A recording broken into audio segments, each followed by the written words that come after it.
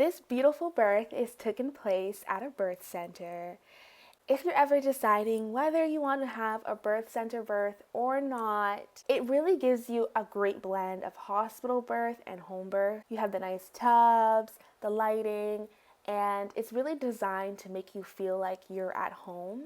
You don't have the continuous fetal monitoring. What the midwife is doing there is actually called intermittent fetal monitoring. She can just check the baby's heart rate every 20 minutes, every 15 minutes, how frequently you decide, but you don't have to be strapped up and have your movement to a minimum. This is important because studies have shown that moving freely helps to progress labor. Another thing that you're going to notice here is she doesn't have any IV in here because routine IVs are not a big thing at birth centers.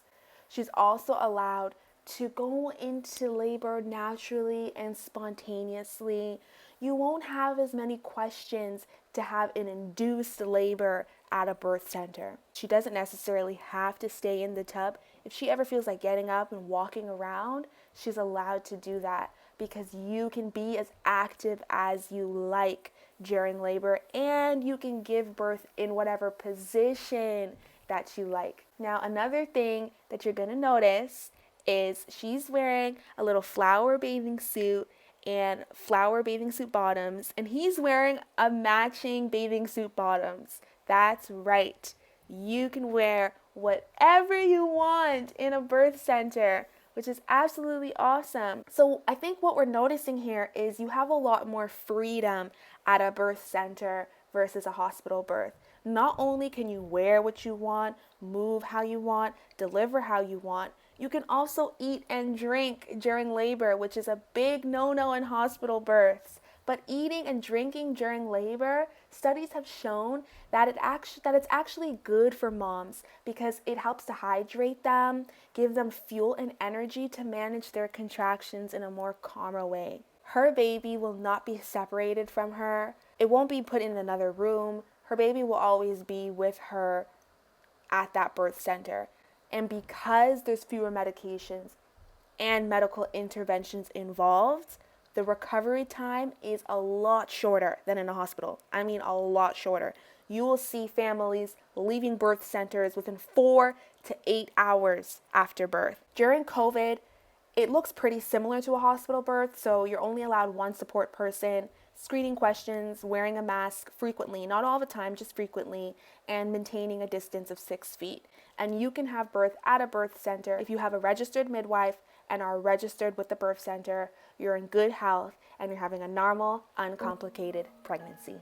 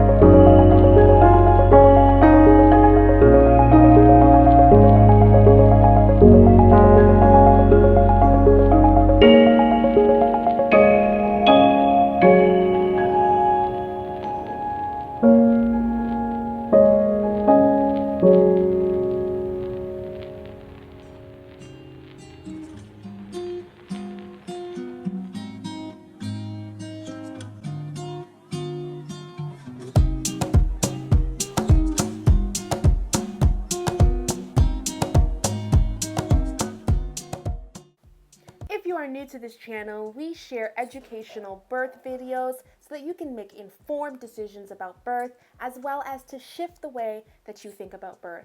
Our goal is to reach 21,000 subscribers in 2021, so if that sounds like a bit of you, please click that subscribe button.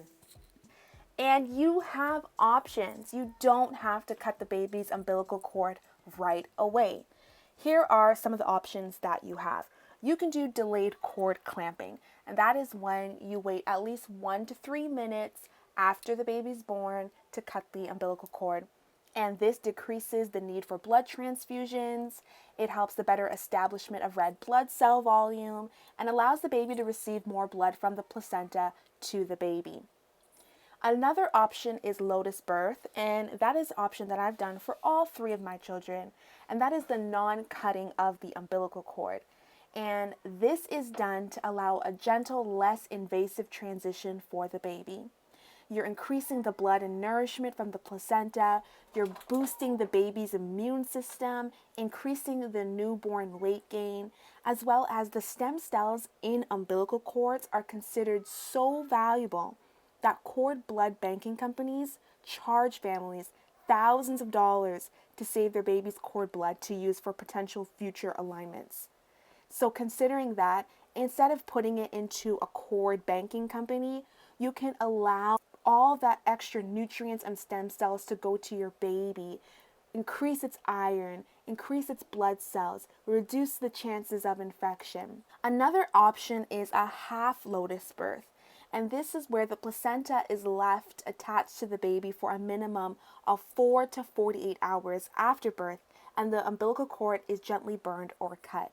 This has the same benefits of a lotus birth, so I think it's important for you guys to know the different options that you have so that you can make an informed decision.